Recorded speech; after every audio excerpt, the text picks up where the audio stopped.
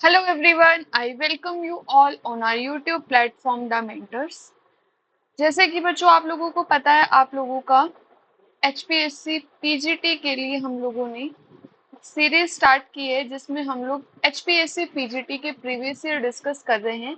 Already part 1 और part 2 video का आ चुका है। ये जो आपका पार्ट है दिस इज पार्ट 3। ठीक है, पार्ट 3 रहने वाला है।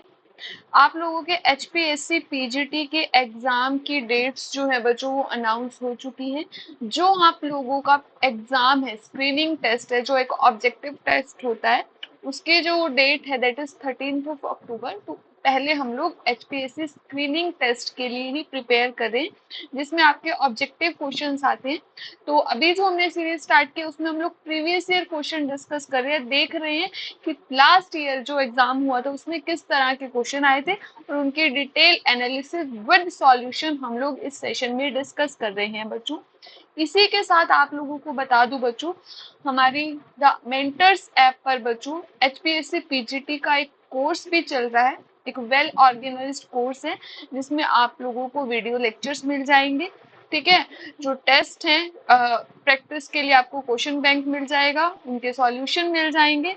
साथ के साथ ही आपके पास क्या है बच्चों, टेस्ट सीरीज रहने वाली है। टेस्ट सीरीज जो है कोर्स में इंक्लूडेड है और अगर आप सिर्फ टेस्ट सीरीज लेना चाहते हो तो आप वो भी ले सकते हो। तो आई सजेस्ट यू एक बार आप लोग जाकर ऐप पर विजिट जरूर करें। उसके लिए आपको जो ऐप का लिंक है वो वीडियो के डिस्क्रिप्शन बॉक्स में मिल जाएगा बच्चों। ठीक है, तो अभी जो प्रीवियस ईयर क्वेश्चन हम कर रहे थे उसका पार्ट 3 हम लोग करने वाले हैं बच्चों। ठीक है, तो बिना टाइम वेस्ट किए हुए हम लोग स्टार्ट करते हैं आज का अपना सेशन। तो बच्चों फर्स्ट क्वेश्चन आप लोगों के सामने स्क्रीन पर है। Which of the following is correct, इनमें से कौन सा जो रिलेशन है वो करेक्ट है बच्चों। ठीक है, तो देखो अगर मैं बात करूं यहाँ एग्जाम की, जैसे मैंने आपको लास्ट वीडियो में भी बताया था, मोस्ट ऑफ द क्वेश्चन जो आपके 11th-12th लेवल के जेई नीट लेवल के रहते हैं, है ना। कुछ क्वेश्चन हैं कुछ टॉपिक से जो आपको थोड़े हायर लेवल के मिल जाते हैं। तो यहाँ पर आपको कुछ रिलेशन दिए हुए हैं, तो उसमें आपको बताना है कौन सा रिलेशन करेक्ट होगा। थर्मोडायनेमिक्स में आप ये एक स्केयर पढ़ते हो, वहीं से ये आप लोगों का क्वेश्चन है बच्चों। तो देखो इसको कैसे अप्रोच करना है इस तरह के क्वेश्चन को।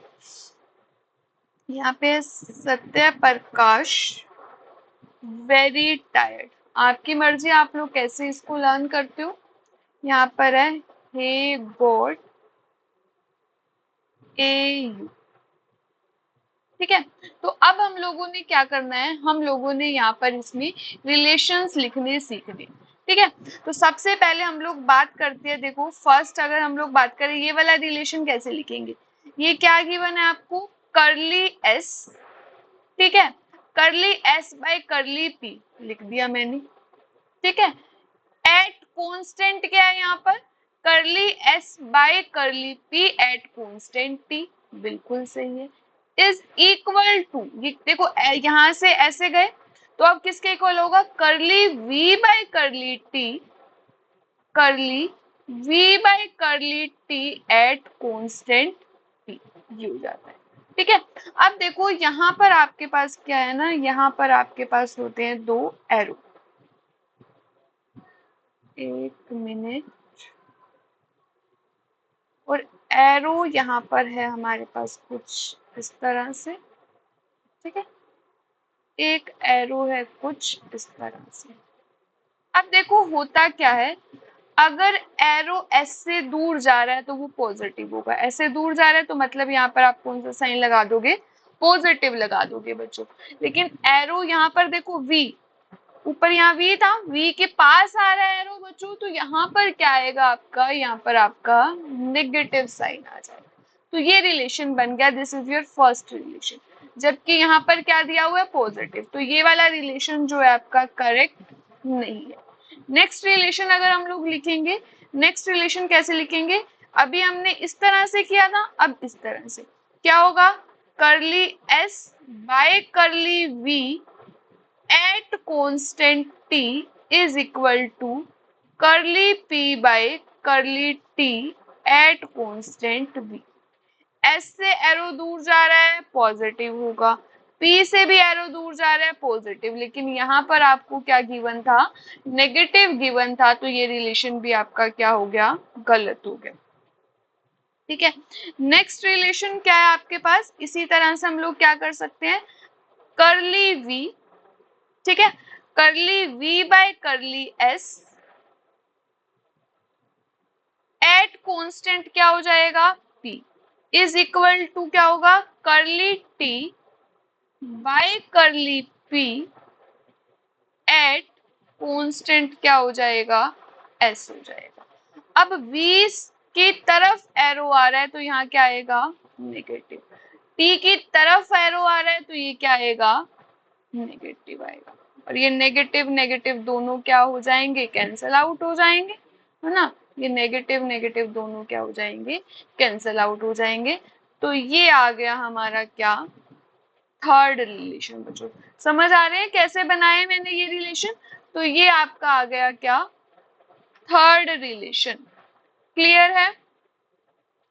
इसी तरह से अगर मैं फोर्थ रिलेशन की बात करती हूं, कैसे करेंगे, curly P by curly S, curly P by curly S at constant V is equal to, किसके इक्वल होगा, S by P by S किया तो ये क्या होगा, curly T by curly V, curly T by curly V at constant S।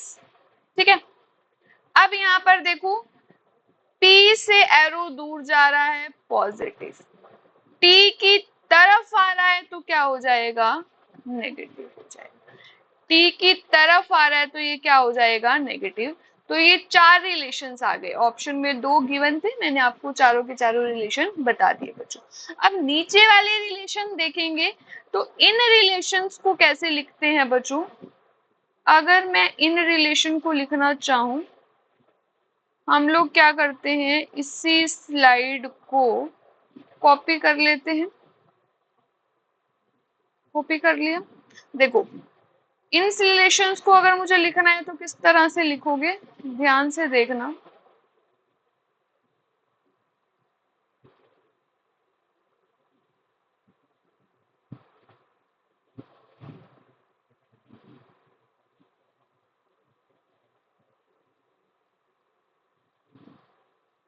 देखो बच्चों, अब हमारे पास क्या है, मुझे जो रिलेशन है ना इनके फॉर्म में लिखने, इनके फॉर्म में लिखने तो कैसे लिखेंगे, सबसे पहले मुझे डी एच जो होगा that will be equal to, ये एच के सराउंडिंग में क्या है, पी और एस है, तो ये जो रिलेशन आएगा it will be in the form of D S and D.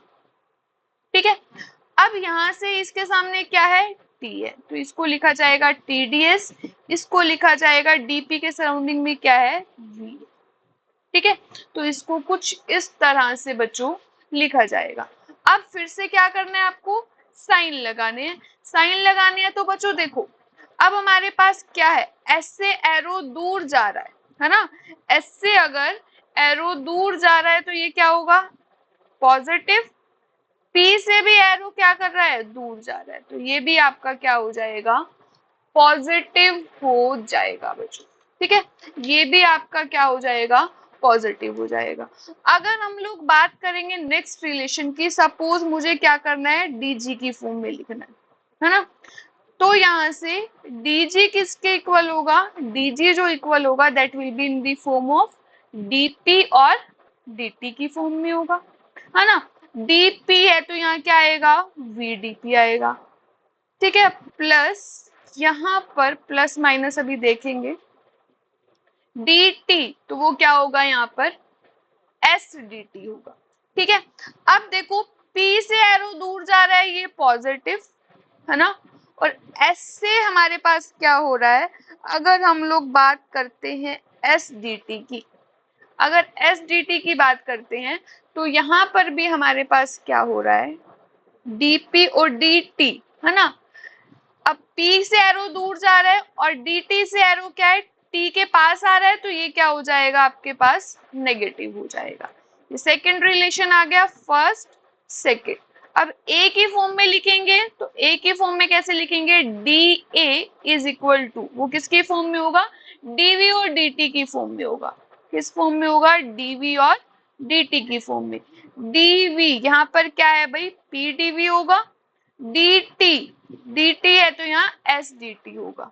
ठीक है, अब देखो डीवी, वी के पास एरो आ रहा है तो ये नेगेटिव, ये डी टी इसको देखना है, टी के पास आ रहा है तो यहाँ पे भी एरो क्या हो जाएगा आपका, नेगेटिव हो जाएगा। तो ये आपका क्या आ गया, थर्ड रिलेशन आ गया। फोर्थ रिलेशन की बात करोगे that will be in the form of D you. D you किसके इक्वल होगा, एस और वी, ये डी एस और किसकी फॉर्म में होगा, डीवी की फॉर्म में। तो एस है, एस के यहाँ पर क्या है, टी, डीवी तो यहाँ पर क्या है, पी। एस से एरो दूर जा रहा है पॉजिटिव, वी के पास आ रहा है तो क्या हो गया, नेगेटिव। ठीक है, अब हमें जो क्वेश्चन में दिया हुआ है डीएच दिया हुआ है और डी यू, तो हमें इन दो रिलेशन को यूज करना होगा। एक हमारा ये वाला हो गया और दूसरा हो गया कौन सा, डी यू वाला। ठीक है, अब देखो डीएच यहाँ पर क्या है, उसने क्या किया है, डीपी से डिवाइड किया है, तो इसको मैं क्या कर दूंगी, करली एच बाय करली पी, और कांस्टेंट क्या लेना है मुझे, टेम्परेचर, इज इक्वल टू, यहाँ लिख दिया मैंने T, curly S by curly P, यहाँ पे भी हो जाएगा at constant T, plus V, नीचे डीपी बाय डीपी हो जाएगा, है ना, करली पी बाय करली पी हो जाएगा। तो यहां से ये क्या आ गया, curly H by curly P at constant T is equal to T into curly S by curly P at constant T, अभी पीछे निकाल है, curly S by curly P at constant T वो किसकी इक्वल है, minus curly V by curly T minus curly V by curly T at constant P plus V हो गया ये। तो अब हमारे पास जो कुछ रिलेशन आया वो रिलेशन आया कुछ ये वाला बच्चों।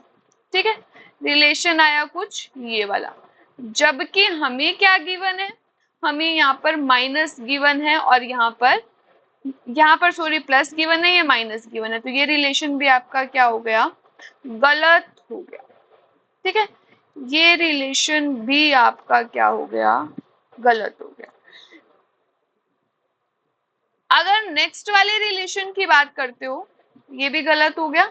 नेक्स्ट वाला निकाल लेते हैं, नेक्स्ट वाला निकालेंगे तो बच्चों ये जो इक्वेशन गिवन है इसको क्या करेंगे, इसको करली वी से डिवाइड कर देंगे, है ना, यही कर देती हूँ, curly U by curly V at constant क्या ले लेंगे, टी इज इक्वल टू क्या आएगा, टी करली एस बाय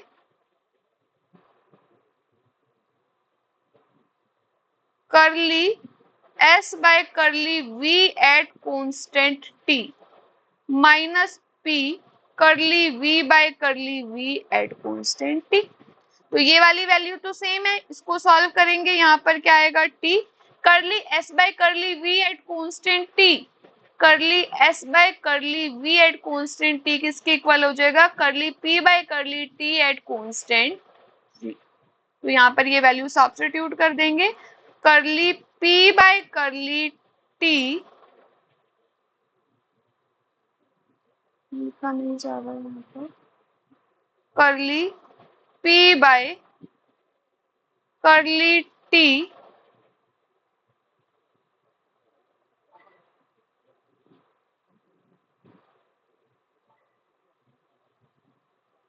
कहाँ लिखूं, इसको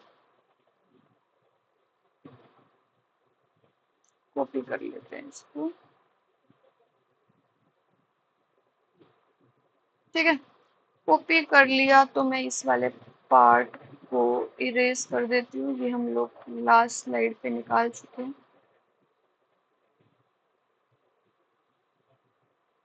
थोड़ा सा लेंथी हो गया क्योंकि आप समझ रहे हो, आ जाएगा तो फिर करने में बिल्कुल भी टाइम नहीं लगेगा बच्चों।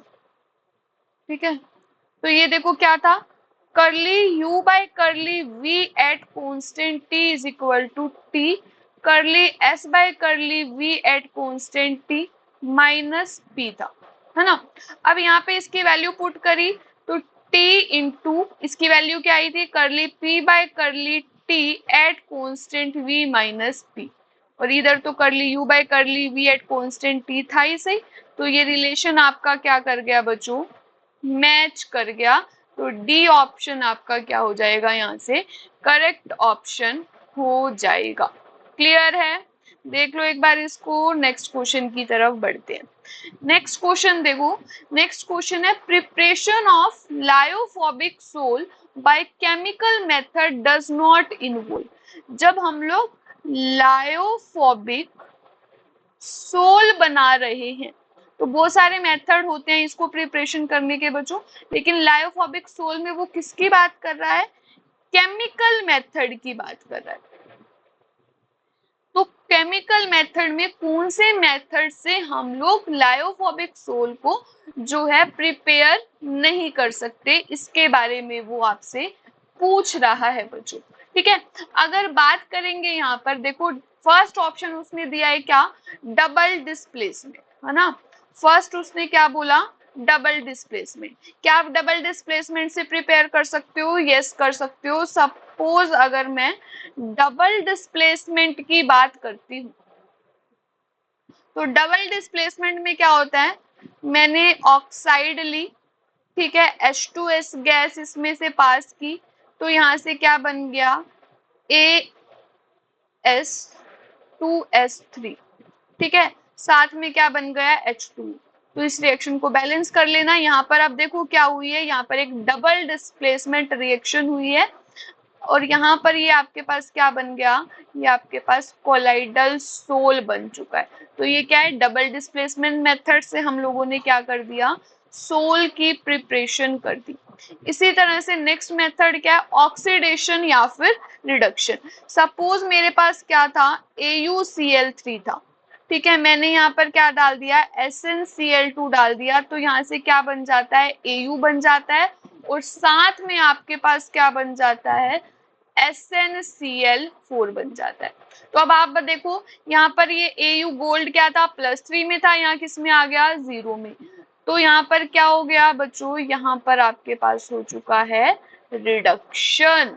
ठीक है, तो यहाँ पर रिडक्शन से ये जो ये बना, ये आपके पास सोल होगा, अगेन कोलाइडल सोल हो गया। तो ये आपका सेकेंड मेथड हो गया रिडक्शन। इसी तरह से आप ऑक्सीडेशन से भी प्रिपेयर कर सकते हो। ऑक्सीडेशन, सपोज मैंने H2S गैस पास की Br2 में से, ठीक है, तो ये S बनेगा, साथ में क्या बन जाएगा, HBr, कोलाइडल सोल बन गया इसका। -2 से कहाँ चला गया, 0 में, तो ये क्या हो गया, ऑक्सीडेशन हो गया बच्चों। ठीक है, ये हमारे पास क्या हो गया, ऑक्सीडेशन हो गया। तो इस मेथड से भी प्रिपेयर कर सकते हैं। फोर्थ, अगर मैं हाइड्रोलिसिस की बात करूं, मैंने क्या लिया, FeCl3 लिया, ठीक है, हाइड्रोलिसिस करवा दी। हाइड्रोलिसिस करवाओगे तो क्या बनेगा, यहाँ पर बन जाएगा FeOH का होल थ्राइस, है ना, ये बन जाएगा आपके पास Fe, और साथ में क्या बनेगा, HCl बन जाएगा। ठीक है, तो ये भी आपका क्या है, कोलाइडल सोल है। तो इन मेथड से हम लोग प्रिपेयर कर सकते हैं। अब ऑप्शन में आपको क्या क्या गिवन था, अगर बात की जाए ऑप्शन में क्या क्या गिवन था, डबल डिस्प्लेसमेंट से कर सकते हैं, बिल्कुल कर सकते हैं। ऑक्सीडेशन रिडक्शन से कर सकते हैं, बिल्कुल कर सकते हैं। हाइड्रोलिसिस से कर सकते हैं, यस कर सकते हैं। कॉम्बिनेशन रिएक्शन से कर सकते हैं, नहीं कर सकते। और उसने पूछा था कौन सा ऑप्शन करेक्ट होगा जिससे हम लोग नहीं प्रिपेयर कर सकते। अब नोट पूछा है तो इस बात का आप लोगों को ध्यान देना है बच्चों, है ना, इस बात का, एक मिनट भाई क्या हो गया, इस बात का आप लोगों को ध्यान देना है। तो ऑप्शन नोट जिससे प्रिपेयर नहीं कर सकते, तो कौन सा मेथड है वो, that method is your combination reaction. तो जो डी ऑप्शन है वो आप लोगों का क्या हो जाएगा, करेक्ट ऑप्शन हो जाएगा बच्चों। तो बच्चों, अगर आपको लगता है ये सेशन आपके लिए बेनिफिशियल है बच्चों, इसी तरह से रेगुलर हमारी सीरीज चलती रहेगी। तो जो भी बच्चे नए हैं बच्चों, आप लोग चैनल को सब्सक्राइब कर देना, वीडियो को लाइक कर देना। और अगर आप लोग एक डिजाइंड कोर्स जो बिल्कुल एचपीएससी के पर्सपेक्टिव से ही डिजाइन किया गया, अगर आप लोग लेना चाहते हो, अरे लेना क्या, एक बार ऐप पे जाके विजिट कर लो, आप लोगों को खुद आइडिया हो जाएगा, मन करे तो देख लेना। और ऐप का जो लिंक है बच्चों, वो आपको वीडियो के डिस्क्रिप्शन बॉक्स में मिल जाएगा। ठीक है, वीडियो के डिस्क्रिप्शन बॉक्स में आपको लिंक मिल जाएगा, वहां जाकर आप लोग देख सकते हो बच्चों। बढ़ते हैं नेक्स्ट क्वेश्चन की तरफ। नेक्स्ट क्वेश्चन है आपके पास, Which of the following is example of zinc ore? Again last class में भी हमने क्वेश्चन किया था, लास्ट क्लास में भी हम लोगों ने क्वेश्चन किया था किसका, मेटलर्जी का, है ना, रोस्टिंग कैल्सिनेशन वाला। फिर से मेटलर्जी का आपके पास क्वेश्चन आ गया है बच्चों।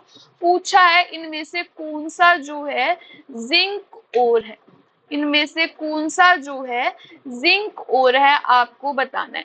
तो बच्चों अगर मैं बात करती हूँ किसकी, अगर मैं बात करती हूँ किसकी, मैग्नेटाइट की, तो इसका फॉर्मूला क्या होता है, ये होता है आयरन का है Fe3O4। ठीक है, मैलेकाइट किसका है बच्चों, कॉपर का है CO3 डॉट CuOH का ट्वाइस। ठीक है, क्रायोलाइट क्या है, ये हमारे पास होता है K3Al(F6). ठीक है, और अगर हम बात करेंगे, उसने कुछ किसका पूछा है, जिंक का।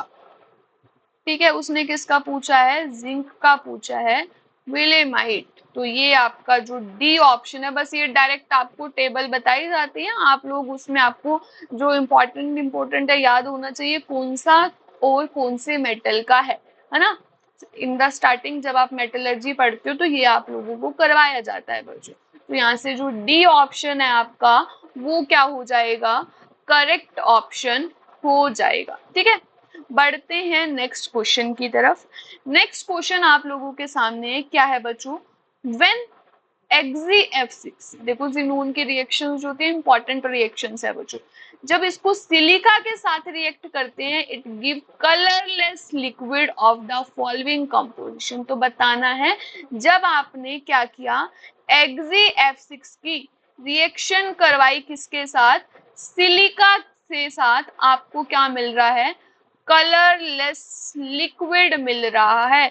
तो वो बताना है जो ये कलरलेस लिक्विड है ये क्या है। ट्राई करना चाहोगे बच्चों, देखो जब हम लोग XeF6 के रिएक्शन करवाते हैं सिलिका के साथ, दैट इज हमारे पास बनता है क्या, XeOF। फिर इसमें डालते हो तो हमारे पास बनता है क्या, XeO2F2।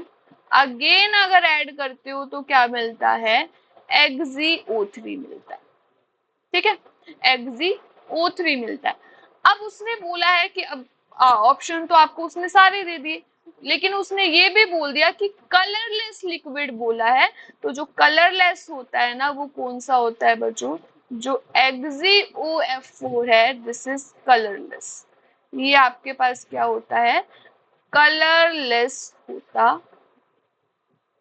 ठीक है, तो आपका जो ऑप्शन करेक्ट होगा वो डी ऑप्शन हो जाएगा बच्चों। दूसरी बात, अब देखो सिलिका या ग्लास के साथ XeF6 क्या कर रहा है, रिएक्शन शो कर रहा है ना। सिलिका या मैं ग्लास की बात कर रही हूँ, XeF6 क्या कर रहा है, उसके साथ ना रिएक्शन शो कर रहा है। अगर रिएक्शन शो कर रहा है मतलब उसके साथ तो वो रिएक्ट कर जाएगा, इसीलिए हम इसको ग्लास में स्टोर नहीं कर सकते, इसीलिए हम लोग इसको क्या है, ग्लास में स्टोर नहीं कर सकते बच्चों। समझ आया, इसीलिए हम लोग इसको ग्लास में स्टोर नहीं करते। बढ़ते हैं नेक्स्ट क्वेश्चन की तरफ। नेक्स्ट क्वेश्चन है देखो, 2-एसिटो-ऑक्सीबेंजोइक एसिड इज नोन एज, जो 2-एसिटो-बेंजोइक एसिड है उसको हम लोग क्या बोलते हैं, ये तो आप लोगों को पता होगा, फटाफट से कमेंट करके बताओ, फटाफट से कमेंट करके बताओ। देखो 2-एसिटो-ऑक्सीबेंजोइक एसिड फॉर्मूला क्या होगा, फॉर्मूला क्या होगा बच्चों?